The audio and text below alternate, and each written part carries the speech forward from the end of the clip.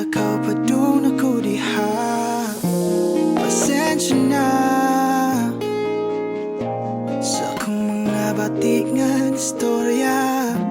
Namiss na kayo tika, alina sakay na kuyugi ko mga tuta sa bukid.